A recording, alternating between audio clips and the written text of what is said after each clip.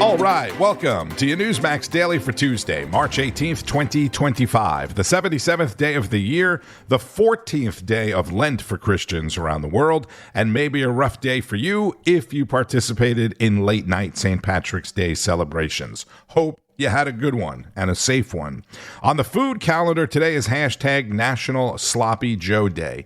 Didn't even know Sloppy Joes were still a thing, no less have their own day, which may or may not be a good meal for you if you're hungover from St. Patrick's Day. Speaking of which, Hunter Biden, who last week said he didn't have the money to continue his lawsuit against a former Trump staffer, is now on a luxury vacation in South Africa with around-the-clock Secret Service protection, which President Trump announced yesterday in a Truth Social post he will be ending, along with the former president's daughter, Ashley Biden's Secret Service detail as well. What they're doing to people is brutal, and I've stopped having money go to South Africa. You know that. Billions of dollars. So he's in South Africa. That's very interesting.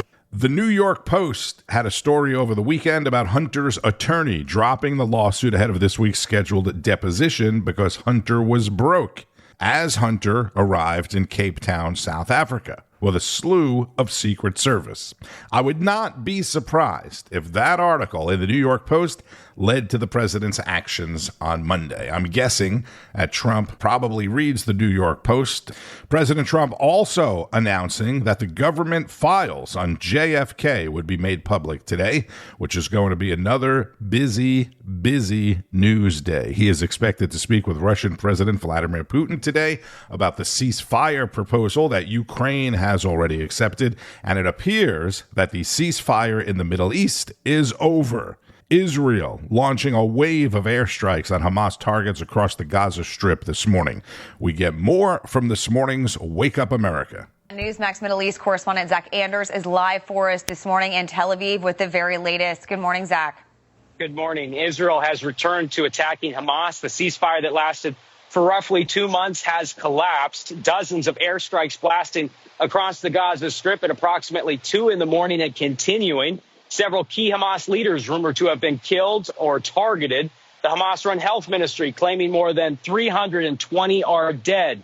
Prime Minister Netanyahu's office declaring that from now on, Israel will act against Hamas with increasing military strength. The fate of 24 remaining hostages who Israel believes are still alive now facing a grim picture, with Hamas having refused to release them through weeks of strained negotiations. Deadly airstrikes shook tens of thousands awake. Some Gazans in the north of the Strip around the most populated city report hearing 20 explosions in under 2 minutes at the start of this campaign. The renewed and powerful air campaign comes after the IDF claims they monitored an increase in activity, Hamas reassembling its forces. One Israeli source telling us the IDF even believed Hamas was staging to attempt another invasion into Israel this week. During the ceasefire that began in mid-January, 33 Israeli hostages and 5 Thai nationals from Thailand, farm workers who had been abducted by Hamas as well, were released in exchange for some 2,000 Palestinian prisoners. The vast majority of the original 251 hostages having been freed, not by force, but by ceasefire deals. Less than 10 have been rescued by the IDF. 3 Israeli hostages have been mistakenly killed by IDF ground forces in Gaza throughout this brutal war. The Hostage Families Forum making an emergency appeal, stating the hostages are in grave danger, calling on thousands of Israelis to take to the streets in Jerusalem, a crowd that's growing as we speak. And just like when this war first began, evacuation notices sent to the people of Gaza, warning them to leave areas near the border fence with Israel. As IDF ground forces show increasing strength around the Strip, reservists called back into duty. Newsmax Middle East correspondent Zach Anders on the ground in Israel this morning. That's from this morning's Wake Up America, saying Israel did send evacuation notices to people in the areas that were targeted. Israel is saying that the campaign will continue. And according to Zach, Hamas is saying that they are open to, they're willing or want some kind of a peace deal to end the war in exchange for release of the remaining hostages. So this will obviously be big news throughout the day, as will the return of the NASA astronauts who were stranded in space for 286 days. Crew 9 is currently in their sleep period at the moment, getting some rest and looking towards an upcoming splashdown off the coast of Florida later this afternoon. An old-fashioned splashdown in the Atlantic Ocean off the coast of Florida in a SpaceX capsule. That's something you may want to check out. So you may recall I ended yesterday's Newsmax Daily with a segment from Rob Schmitt covering the SpaceX launch that brought the new group of astronauts to the International Space Station over the weekend. Before we get into everything else, I want to start with Rob Schmitt again, who had a great interview last night. Now, you may not like this guy. He's sort of a polarizing personality. People are either really passionate about him or they're really passionately against him, but mainly when it comes to sports. I actually talked about him a couple of weeks ago when he was on The View, and I encourage you to listen to this entire segment. The LA Times with a warning to Democrats: do not ignore Stephen A. Smith. Smith is a fixture of ESPN's airways. He's an obvious pillar of the network, has been for a very long time, you know that. But lately, the last couple of years at least, he's been a voice of reason for an increasingly radical Democrat Party. More from the LA Times. The columnist saying, do I think the face of ESPN, who according to multiple sources just inked a 5-year, $100 million contract extension, and the most influential man in sports media, is going to run for president on your ticket? No, I do not. But he's not wrong when he boasts that he could wipe the floor in a debate with people like AOC and Pete Buttigieg. Stephen A. Smith joins us tonight. And so thanks for coming on. Good to meet you. What's going on, Rob? How are you, man? Nice to meet you. I'm hanging in there. I'm excited to talk to you. You've been a moderate voice of reason for this party as it's moved further and further to the left. And my first question to you is, what was the impetus for you to start doing that? It just got a bit sickening, a bit to the extremes, the fringes. Yeah. You know, so many people talked about the MAGA right. I was like, what about the progressive left? What are we doing here? What are we paying attention to? Are we not paying attention to the type of stuff that's going on? Are folks talking about the economy? No. Are they looking at the border and seeing 12 plus million people cross the border illegally and bringing that up? No. There's no problem at the border whatsoever. Everything was great. This is what we heard for 3.5 years. When you look at those kind of things, and then you're seeing people get suspended or lose jobs for, echoing the wrong pronoun, and us having conversations about gender bathroom use and all of this other stuff, I'm like, it got a bit extreme and a bit ridiculous. A lot of times, folks within the Black community, we don't say this enough, but this is the absolute truth, Rob. A lot of us obviously vote Democratic, but we live very conservative lives. We come from very conservative households. Yeah. Our parents raised us in a certain way where you can't come into the home with with such nonsense. When you're talking to your mother or your father, they ain't having it. Yet somehow, some way, inexplicably, specifically since 1964, I should say inexplicably since the civil rights legislation, obviously they've had the Democratic vote for the Democratic Party has had the Black vote for the vast majority of that period. Yeah. But in the end, looking at all of those things, I just felt that it became a bit crazy and, quite frankly, a bit unfair. What do you think? What's the platform the Democrats should be running on right now? I mean, I know you've said that you might get in, and now you're saying you probably won't get into politics. You're not going to get into politics. My life is good. But I trust me. I know your life's good. I saw the contract. But I'm just saying, what should they do? Give me the specifics you think they should be running on. What's the crazy stuff they got to get rid of? I think they should be moderate, leaning, whether it's left or right, you should be moderate. You should be a centrist. You should be of the Bill Clinton ilk, willing to work with and having to work with the Newt Gingriches of the world, like they did in 1994. Do you think that because I think what they tried to do with the last election was they put Joe Biden up as this face of moderation, but then they ran it behind the scenes like radicals. Exactly. Exactly. I think they really screwed the pooch there, didn't they? Without question, and embarrassingly so, I might add. First of all, listen, in 2016, and I've used this analogy on many, many occasions. No matter what you feel about Trump, and I'm not one of those people that wouldn't vote for Republican. I'd vote for a Republican in a heartbeat if I thought there was the right candidate. My issue with Trump is more his behavior than anything else, which is why I haven't been a supporter of his. But I certainly don't denigrate some of the policies that they talk about. But I will tell you this, in 2016, I'll never forget, I keep saying this to everybody. Since 2015, when he strolled down the escalator, the Republican Party and folks who vote Republican said, we want him. Yeah. We don't want DeSantis. We don't want Christie. We don't want Ramaswamy. We don't want Carla Fiorini. We don't want Kasich. That's who we want. Don't tell us who to pick. We will decide who we pick. Whereas on the left, oh, it's Hillary's turn. Bernie Sanders, move aside. Oh, it's Joe Biden's turn. Oh, you know what? He needs to go after the June 27th debate. Now it's Kamala Harris's turn. Not very democratic at all. It's in violation of everything they said. It's a violation of everything they say. That's ESPN's Stephen A. Smith. This dialogue was so refreshing to me. I'm not going to play the whole 8.5-minute interview, but you need to hear some more. The difference between now and years ago, I'd see one side and I say that side is just as wrong as the other side. Yeah. But when I saw how we got hoodwinked with the whole Biden thing, when I saw Kamala Harris go on The View and say, I would do nothing differently, I didn't see anything wrong. When I see 12 plus million people crossing the border illegally and we're acting like we don't have an immigration crisis. When I saw inflation and you telling us there was no inflation. When I saw crimes in the street, when I saw homelessness and you were saying those things didn't exist, it was a figment of our imagination. Yeah. I said, you know what? You got to say something. Yeah. The right got me on this one because I can't deny what I'm seeing and experiencing with my own two eyes. And regardless of how affluent my life has become and how blessed I go to the supermarket and buy my own eggs and milk and I pump my own gas. Yeah. I know how much it costs. Yeah, so when they were telling me something different, I was like, wait a damn minute. Something's wrong with that picture. I'm beyond out of time. All I can say no, it's all right. It was a great conversation. All I can say is if they start listening to you, the Republican Party is in trouble. That's what I'm going to leave the conversation with. Rob Schmitt and ESPN's Stephen A. Smith. And like I said, you may not like him. You may have had preconceived notions of why you thought you didn't like him. Maybe you don't even know who Stephen A. is. You're not a sports fan. You don't watch ESPN. You don't listen to sports radio. But as Rob said, you have to respect everything he just said there from both sides, Republicans and Democrats. Democrats, I'm pretty sure now, like him even less than most Republicans do. He just signed a 5-year, $100 million contract with ESPN and said life is great. He is not going to get involved in politics. And how many times have we heard that before? Even from Donald Trump.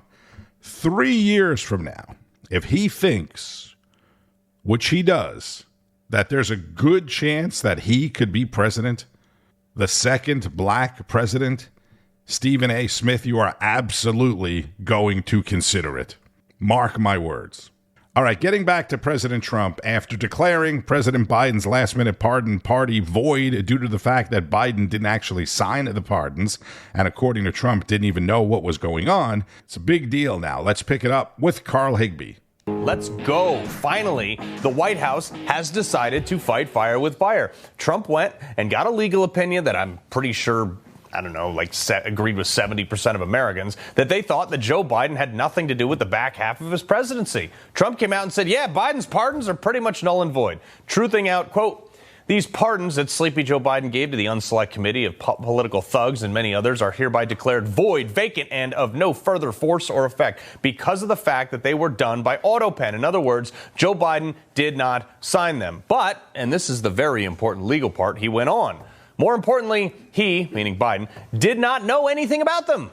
The necessary pardoning documents were not explained to or approved by Biden. He knew nothing about them.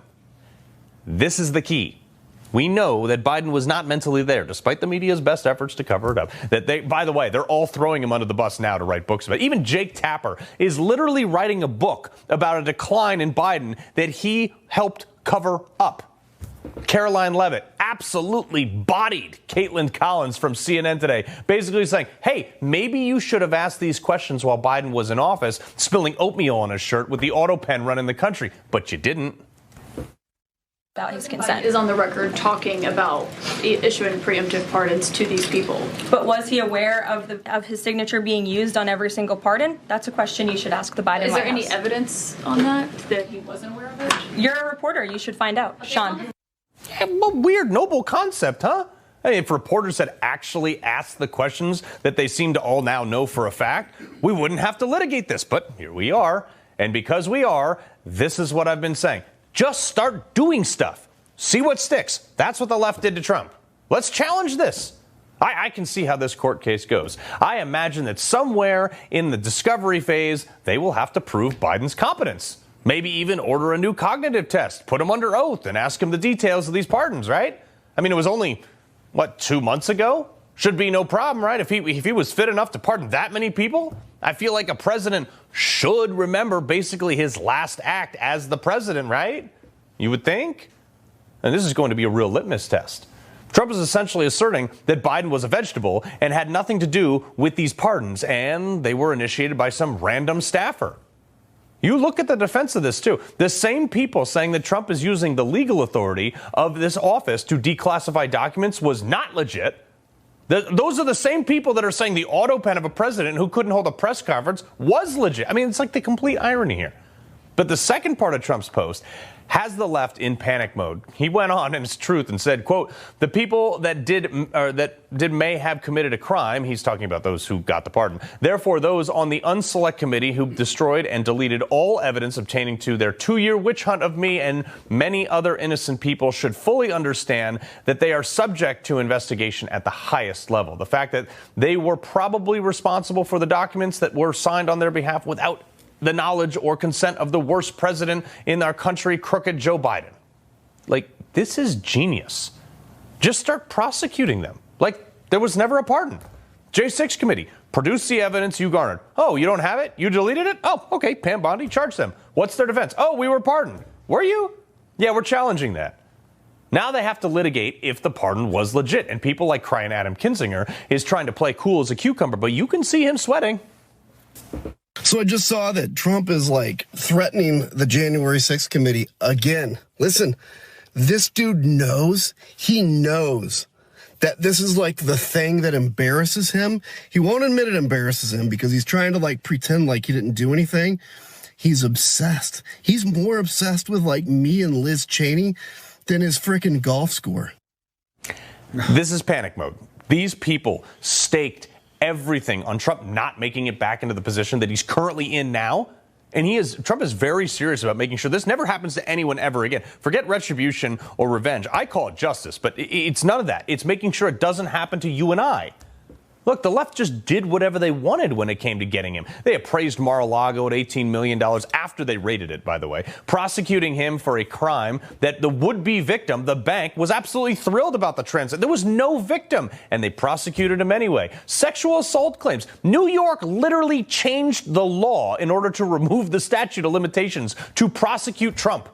These people were relentless. Forget all the stuff they did to him while he was in office, like the bogus Russian collusion. Forget that.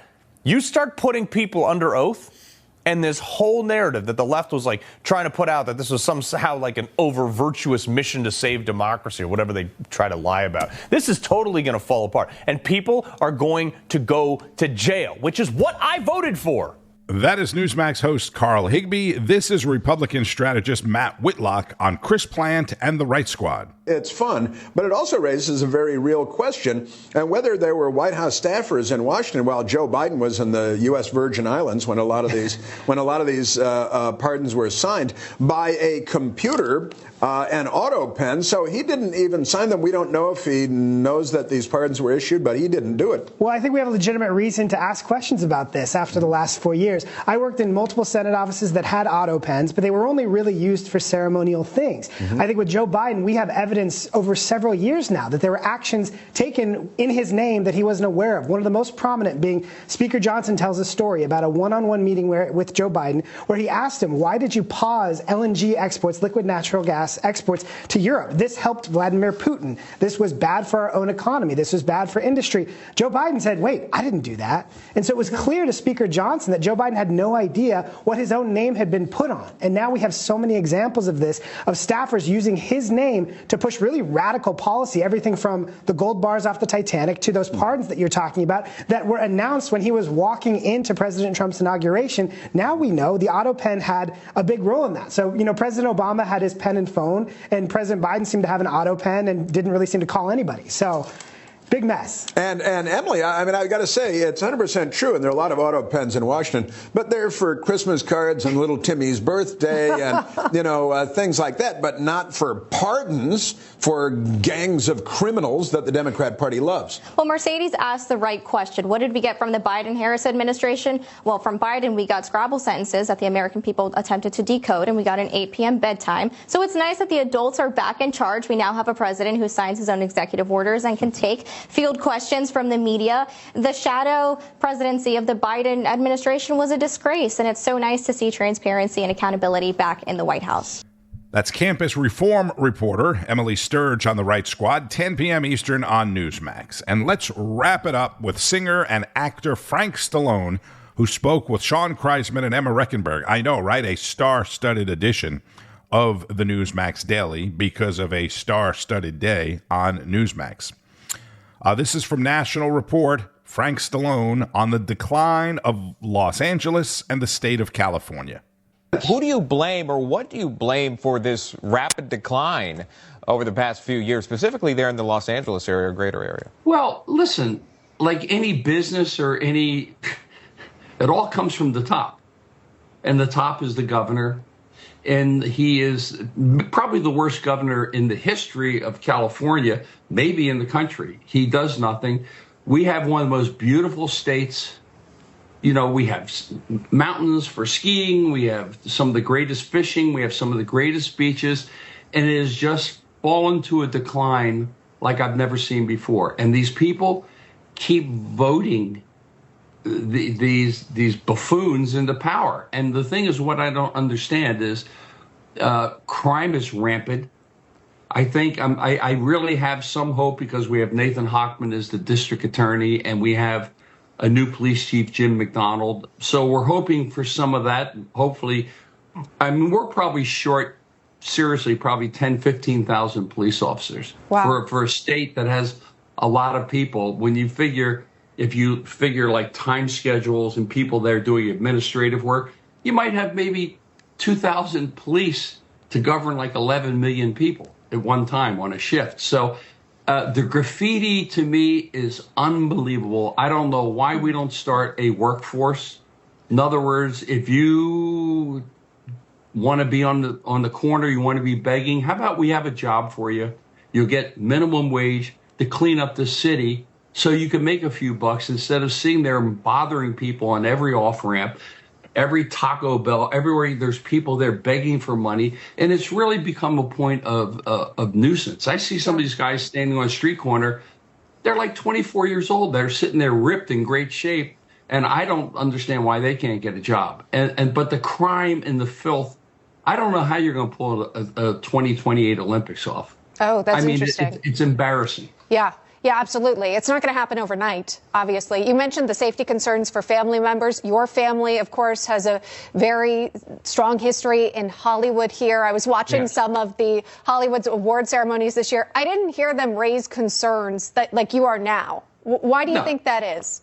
Did they not see it? Well, because they're all self-centered about their lives. I mean, they live behind walls. They have armed security. The average person doesn't have the luxury of that. So it's very easy to sit there and pontificate, well, you should do this, and you should do this, and you should do this, when you have all the things that you vote against for other people, like, right to bear arms, security, being able to defend yourself. The problem is it's been made to a point where you're afraid to, God forbid, something happen, to defend yourself because you will get in trouble and the criminal, like usual, will walk away because he had a bad life. Well, I had a bad life too. A lot of people have had bad lives, but it doesn't give you the right to, criminalize other people and prey on other people. Absolutely. And I just cannot understand it. Yeah. Why they do nothing. I said, people are parking here on the sidewalk. They've got these Winnebagos that are just so disgusting looking that have been parked in the same place for months and months at a time. And why are they not moved on? They're taking up parking spaces for people. It's filth. And no one does anything about it. You raised some interesting points about not only homelessness, crime, also the Olympics coming up as well. Frank Stallone on National Report. And watch how fast they will get L.A. cleaned up for the Olympics. Just like they did last year or the year before in San Francisco when President Xi of China and his delegation visited for some Asian conference. You remember that? And I love Stallone's suggestion of paying the homeless to help clean up the city. That is, or would be, like a win-win for everybody, right? After much-needed back-to-back winning days on Wall Street, the markets opened slightly lower this morning ahead of the Federal Reserve meeting. They're expected to hold interest rates steady. That announcement will come tomorrow. The family that owns Major League Baseball's Oakland A's is now, or they're going to, sell shares to help finance a new domed ballpark in their soon-to-be new home of Las Vegas. That's right, they're going to be the Las Vegas A's. And, of course, with the temperatures in Las Vegas, they need a domed stadium. By now, you've heard about Newsmax going public, right? The IPO on the New York Stock Exchange will happen on March 31st, a couple of weeks away, under the ticker symbol NMAX. That's NMAX, as in Newsmax. Bitcoin and most other cryptocurrencies slightly lower as well after solid gains yesterday. And with the new developments in the Middle East, gold at the time of this recording is up $36 at $3,044 an ounce. So we have Trump speaking with Putin, most likely. The JFK files, the astronauts returning to space, maybe the Epstein files, who knows? Be sure to keep up with all of it on Newsmax, N2, and at NewsMax.com. It all begins each and every day with Wake Up America, followed by National Report, all the way through Rob Schmitt Tonight at 7 p.m. Eastern, Finnerty, Greg Kelly, Chris Plante and The Right Squad, and so much more. I'm Tony Marino. Enjoy the rest of your day. Thank you, as always, for listening to the Newsmax Daily. Please subscribe on whatever platform you may be listening on, and keep on fighting the good fight. News breaks every minute, every day. You need the app, the Newsmax app. Find it free on your smartphone store. Then watch us anytime, anywhere. Information. Truth is freedom. Is Newsmax. It's real news for real people.